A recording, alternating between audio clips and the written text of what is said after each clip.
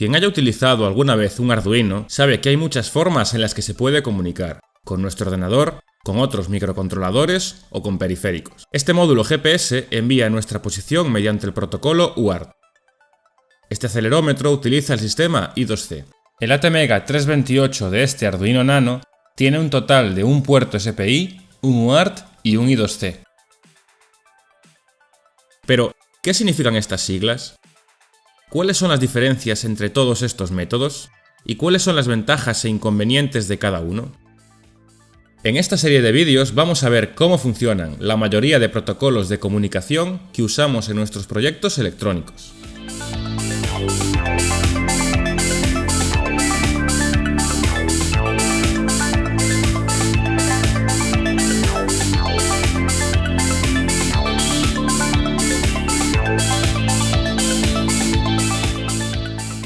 Para entender qué es un protocolo de comunicación, primero tenemos que comprender la forma en la que un sistema digital es capaz de enviar y recibir información. Todas las comunicaciones digitales se componen de pulsos. Normalmente, estos pulsos son eléctricos en el caso de las comunicaciones por cable, o electromagnéticos en el caso de las comunicaciones inalámbricas. Estos pulsos forman los unos y los ceros del mensaje que queremos enviar, en código binario. Hasta aquí, todo es bastante sencillo. Pero pulso eléctrico es algo muy general. Está claro que tiene que haber dos estados, encendido y apagado para representar 1 y 0. ¿Pero qué representa en la realidad estos estados? Un 1, por ejemplo, podría estar representado por un voltaje mayor a un valor determinado, o por cierta intensidad circulando por un cable. Además, un mensaje puede consistir en varios unos y ceros seguidos. Esto representa un problema porque ¿estarán estos representados por un solo pulso? ¿O será necesario un pulso diferente para cada bit? En caso de que un pulso pueda representar varios bits iguales, será necesario identificar cuándo acaba uno y comienza el siguiente. Si hacemos que un pulso sea un bit, corremos el riesgo de que nuestro receptor entienda la parada entre dos pulsos consecutivos como un cero. Como vemos, el proceso no es tan sencillo, y es necesaria algún tipo de codificación para que tanto emisor como receptor entiendan qué es un 1 y qué es un 0. A esta codificación se la conoce como código de línea.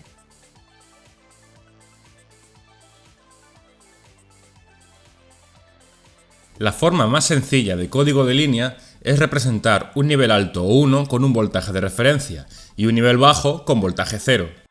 A este método se lo conoce como codificación sin retorno a cero, lo cual es algo contraintuitivo, porque 0 de hecho es uno de los dos únicos estados que se pueden transmitir en binario. Pero sin embargo, sin retorno a cero se refiere a que no hay un estado neutral al que la línea vuelve después de cada bit. Esto es algo complicado de entender, pero será más fácil al ver la codificación con retorno a cero. La codificación sin retorno a cero no tiene por qué ser unipolar, como en este caso, donde solo utilizamos un voltaje. También es posible representar los unos con un voltaje positivo y los ceros con un voltaje negativo. En este caso estaríamos ante una codificación sin retorno a cero bipolar, que funciona de una forma muy similar. Si nos fijamos bien, seguimos teniendo solo dos estados, aunque usemos un voltaje adicional, porque el voltaje 0 no se usa para nada. La línea nunca permanece en ese valor mientras se transmite algo. Esto nos lleva a la codificación con retorno a cero. Aquí el estado por defecto de la línea es el de reposo, sin ningún voltaje. Cuando queremos transmitir un 1, el voltaje se vuelve positivo, y cuando queremos transmitir un 0, el voltaje se vuelve negativo. Pero siempre vuelve al estado neutral al acabar el bit.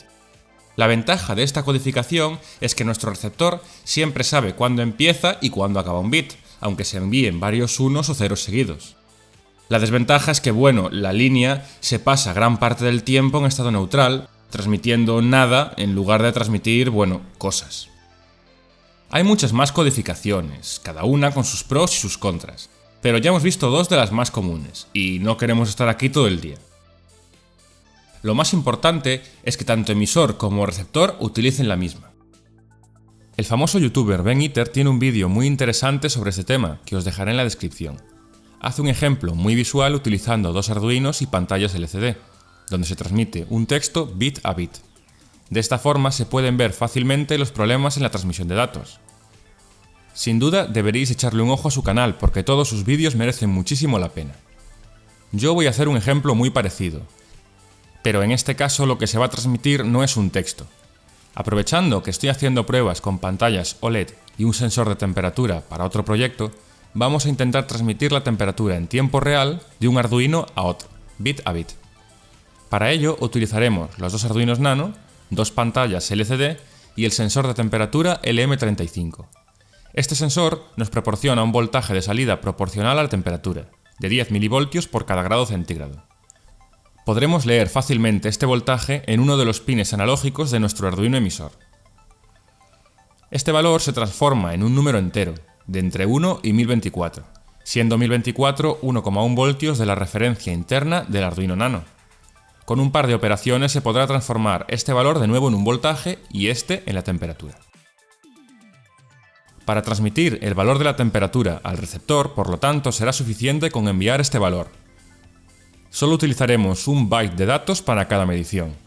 Una vez que el Arduino emisor ha hecho la medición de temperatura del sensor, lo primero que debe hacer será dividir el valor obtenido en bits, que se enviarán uno a uno. Con unas cuantas líneas de código, es bastante sencillo hacer que nuestro Arduino envíe el mensaje bit a bit. En un ejemplo real, esto se haría extremadamente rápido, pero como queremos ser capaces de ver cómo el mensaje se transmite, por ahora enviará un bit cada medio segundo. Y así de fácil ya tenemos a nuestro emisor intentando comunicarse, pero esto no nos va a servir de nada si no tiene quien lo escuche. Haremos que nuestro Arduino receptor lea los voltajes entrantes en su pin 13, que es a donde conectaremos la línea de datos. Por cada bit que nuestro emisor manda, queremos que nuestro receptor haga una lectura del pin 13. Esto se logrará introduciendo un delay de 500 milisegundos en nuestro código. Así, el periodo entre escuchas de nuestro receptor será el mismo que el del emisor. Esto es muy importante, porque si fuese más rápido, recibiríamos varios bits iguales por cada uno que nuestro emisor manda. Y si fuese más lento, habría bits que nuestro receptor directamente no leería. Con esto ya tenemos a nuestros dos Arduinos comunicándose. Ahora solo nos queda dividir el mensaje en grupos de 8 bits formando bytes. Así, cuando se recibe un grupo de 8 bits, se muestra una temperatura en la pantalla, y se pasa a recibir el siguiente. Pero como vemos, algo no va bien. La temperatura que aparece en la pantalla del receptor no es la correcta. Sin embargo, el Arduino emisor está transmitiendo el mensaje correcto, y los bits también se están recibiendo correctamente. Los LEDs conectados al pin de salida del emisor y al de entrada del receptor se encienden a la vez, y el código binario se está mostrando correctamente en la pantalla. Esto nos indica que no hay ningún problema con la línea de datos. Nuestro mensaje está pasando. Entonces, ¿por qué la temperatura que muestra el receptor no es la correcta? El problema es de sincronización. Como acabamos de ver, cada valor de temperatura se compone de 8 bits. Sin embargo, nuestro emisor está enviando valores uno tras otro, sin ninguna pausa entre ellos. Quizás ya os hayáis dado cuenta de por dónde van los tiros. Es imposible que nuestro receptor decodifique el mensaje correctamente si no lo corta en paquetes de 8 bits por los puntos correctos. Como nuestro receptor se ha encendido más tarde que nuestro emisor, está dividiendo el mensaje en bytes por los sitios equivocados, por lo que los valores que obtienen no son los adecuados. Esto debería arreglarse simplemente encendiendo los dos Arduinos a la vez. Vamos a probar. Intentaré pulsar los dos botones al mismo tiempo.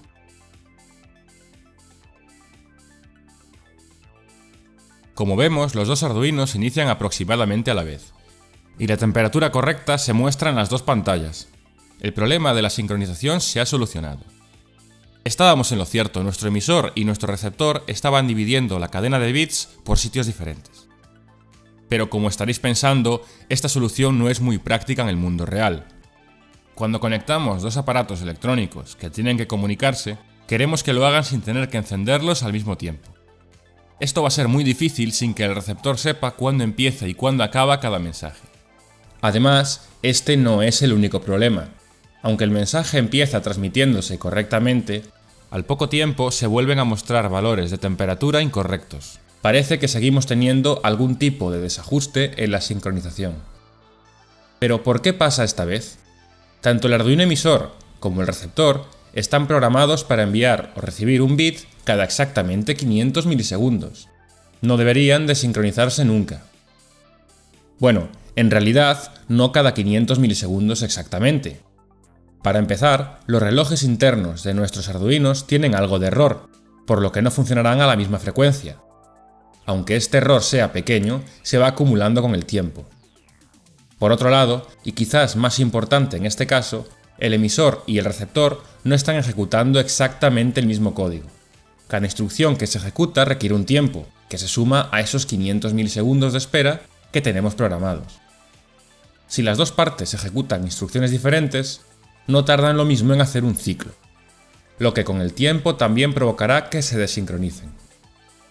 Podríamos intentar calibrar de alguna forma el emisor y el receptor para que tengan el menor error posible. Sin embargo, esto sería algo inútil, porque este error, por pequeño que sea, se acabará acumulando con el tiempo y provocará la desincronización tarde o temprano. Necesitamos en nuestro sistema de transmisión de datos algún método para solucionar estos dos problemas. Primero, que tanto emisor como receptor sepan cuándo empieza y cuándo acaba un mensaje. Segundo, que se mantengan sincronizados durante periodos ilimitados de tiempo. Y esto es lo que vamos a ver en el siguiente vídeo de esta serie. Diferentes métodos que se usan en los protocolos de comunicación para solucionar estos problemas.